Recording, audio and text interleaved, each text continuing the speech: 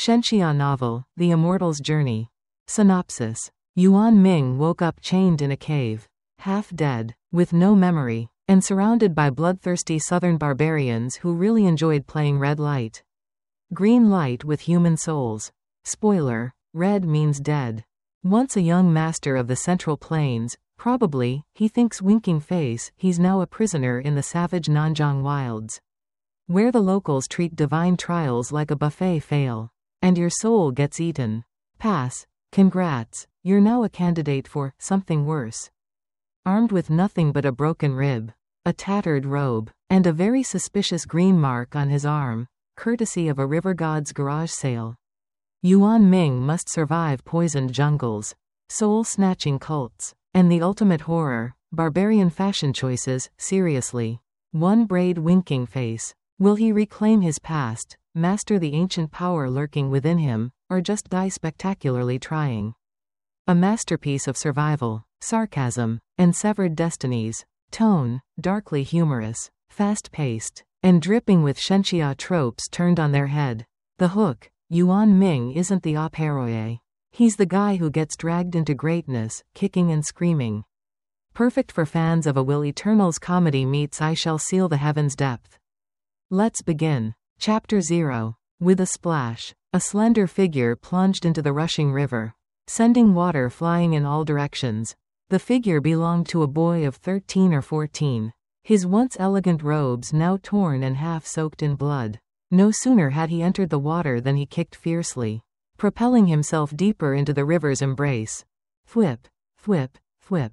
Arrows rained down from behind, their deadly whispers cutting through the air before piercing the water's surface.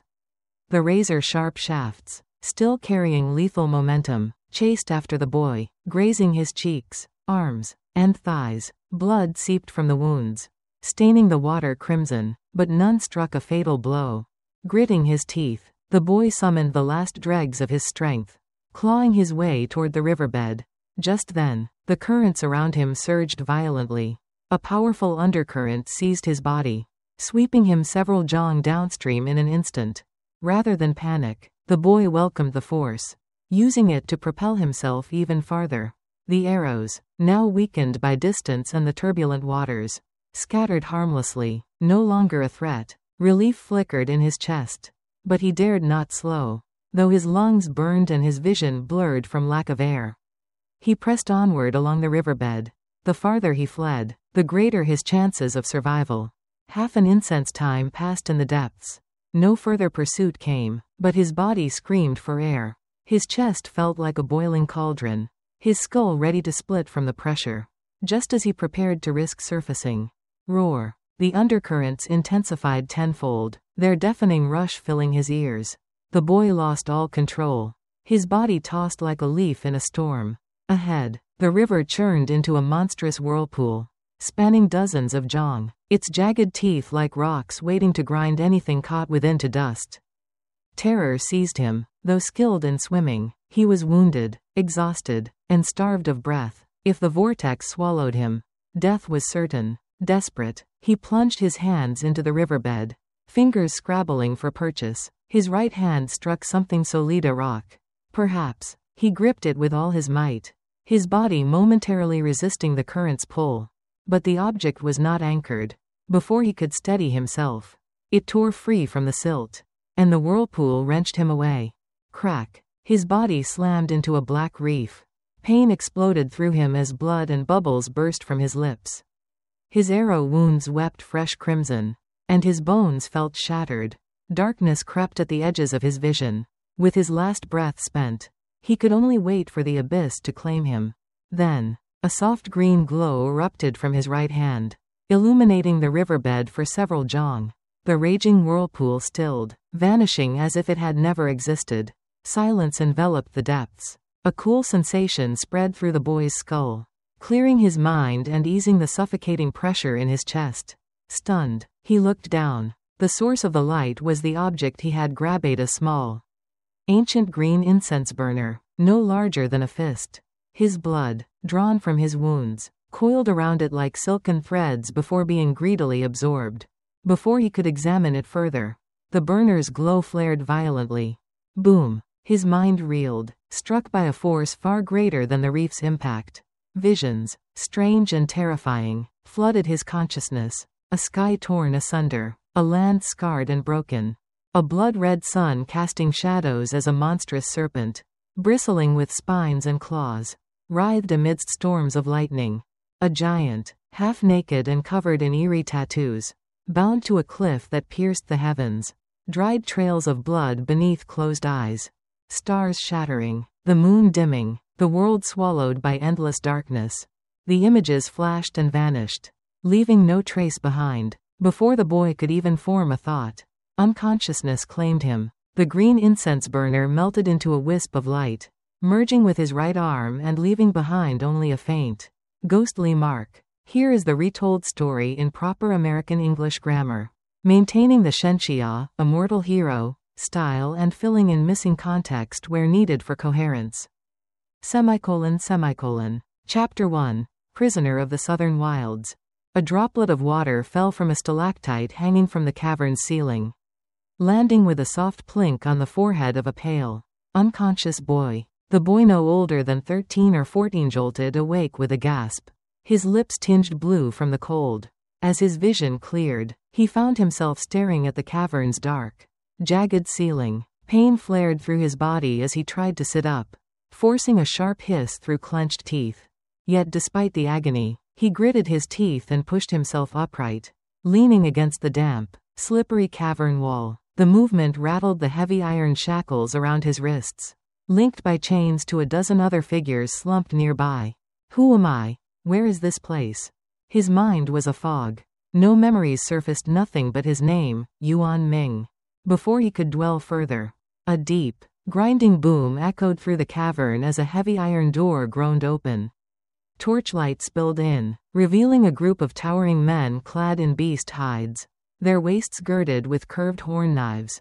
At their lead strode a half-naked giant, his muscles coiled like living stone, his head shaved save for a single thick braid.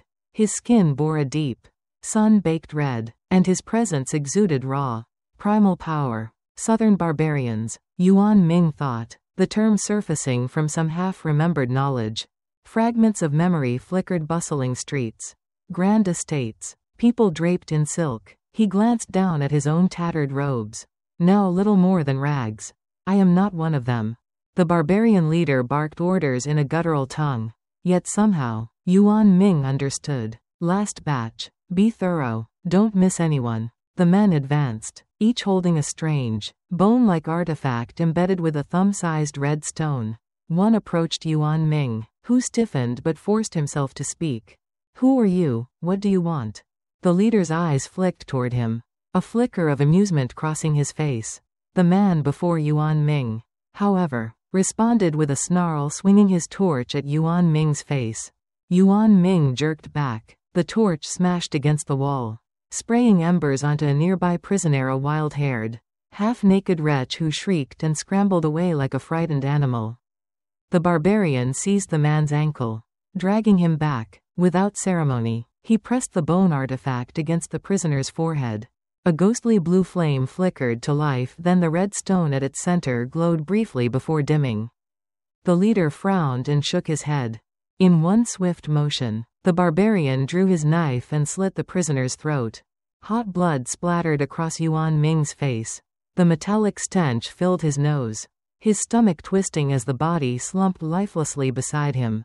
Before he could react, the bone artifact was thrust over his own head. Blue fire danced. The red stone flared, but unlike the others, it lingered, pulsing weakly before finally fading. The barbarian hesitated, hand on his knife, glancing at the leader. After a tense moment, the giant nodded. Yuan Ming was spared. Around him, the same test played out. Those whose stones dimmed instantly were slaughtered without hesitation. Only those whose lights lingered were unchained and separated. By the end, the cavern reeked of blood. The leader retrieved a small silver bell from his waist and shook it. A hollow, resonant chime echoed. Yuan Ming's vision swam, his head throbbing as if struck. Shadow snow. Souls drifted from the corpses, their forms translucent, their faces blank. The bell chimed again. One by one, The spirits dissolved into motes of light, sucked into the bell's depths. Their harvesting souls, Yuan Ming's blood ran cold. Had he failed the test, his spirit would have been next. 13. Enough. We return now, the leader said, tucking the bell away with visible exhaustion. 3 days later, the southern wilds. A caravan wound through the mist-choked valleys of the 10,000 mountains. Flanked by towering, venomous flora, the group was divided, a score of barbarian guards, and a line of shackled prisoners, Yuan Ming among them. From the guards' sparse chatter, Yuan Ming gleaned they were in Nanzhong, the southern wilds, and their destination was Mola Lake. A sacred land blessed by their gods. Chosen ones, they called the prisoners, gifted by the divine. Yuan Ming didn't believe it for a second. His memory remained fractured. Flickers of a life far from this savage land, of a place called the Central Plains, of grandeur and silk, haunted him. How did I end up here? The barbarians treated their captives with cold efficiency. Meager rations of dried fruit and jerky. Bitter medicinal pastes smeared over wounds. Yuan Ming's body was a tapestry of injuries, 37 in total, including a broken rib. Yet the barbarians' salves worked unnervingly well, sealing gashes and bruises with eerie speed. Now, as they trekked deeper into the poisonous jungle, the guards distributed beast hide cloaks for protection. Yuan Ming clutched his tightly, his mind racing. Whatever awaits at Mola Lake, it won't be salvation. But for now, he was alive, and he would uncover the truth no matter the cost. Here is the retold story in proper American English grammar, maintaining the Xianxia style and filling in any missing context logically. Chapter 2. Life and death hangs on fate's whim. Yuan Ming trekked through the winding mountain valley, the dense miasma of poisonous mist gradually dissipating as the terrain narrowed, forming a bottleneck pass shaped like a gourd. At the end of the path stood a towering bronze gate, nearly 60 feet high, guarded by 7 or 8 burly men. The gate itself was adorned with intricate carvings of coiling green serpents, exuding an eerie, otherworldly aura. Flanking the gate were 2 massive green wolves, each over 20 feet tall, their spines arched and bodies clad in specially crafted armor that shielded their necks and torsos. Their savage eyes gleamed with menace as they bared fangs and growled low in their throats. Muscles taut, ready to pounce at the slightest provocation. A bare-chested giant of a man led the group forward. After a brief exchange with the guards, the heavy mechanisms within the gate groaned to life, and the massive bronze doors slowly rose, revealing a passage beyond. Just then, a piercing shriek echoed from above. Yuan Ming looked up to see a colossal black eagle circling overhead before diving straight toward them. A gust of wind kicked up dust and debris as the eagle's razor-sharp talons flashed ominously, skimming just above their heads before soaring back into the sky, leaving the crowd gasping in shock. Yuan Ming's heart sank. The defenses here were far stricter than he had imagined. Once inside, escaping would be nigh impossible. The group pressed forward through a narrow, 20-foot wide passage for about a mile before emerging into a vast stone plaza. At its center stood an imposing circular hall, constructed from massive bluestone blocks, its domed roof resembling a colossal fortress. Scattered around were similar structures, and beyond them loomed a mountain peak dotted with more stone buildings. The air was filled with the cries of beasts, some distant roars, others the screeches of eagles circling above. The plaza itself was sparsely populated, and the few present averted their eyes when the captors glared their way. The group was herded to the leftmost hall, where Yuan Ming noticed 3 serpentine characters carved above the entrance. After a moment's scrutiny, he recognized them as the Southern Border's serpent script, Hall of the Candle Spirit. A gaunt, gray-robed elder emerged. His skin bore an ashen hue, and though tall, his posture was slightly hunched. "This batch is smaller than last time," the elder remarked, his voice rough. The bare-chested leader, sweating nervously, forced a smile. "Elder Sa Ren. We were fortunate this time, 137 in total, all capable of igniting the soul stone. A few might even possess spiritual roots." Elder Sa Ren gave a noncommittal nod. "After the testing, you may collect your reward from the treasury." His gaze swept over the captives, lingering on Yuan Ming with visible distaste. Why is there a Central Plains brat here? The leader, Wuxia, wiped his brow. We caught him along the way. He passed the soul stone test. So we didn't dare dispose of him without your judgment. Yuan Ming's stomach tightened. Being from the Central Plains clearly marked him as unwelcome. Proceed with the test first, Elder Sa Ren said coldly. Inside the hall, bronze beast-headed lanterns cast a dim yellow glow over a massive stone disc at the center.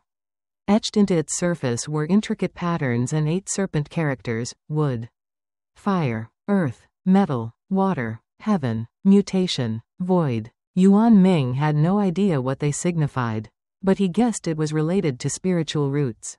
The elder pointed at a burly tribesman. You, step up. The man trembled but was seized and forced onto the disc.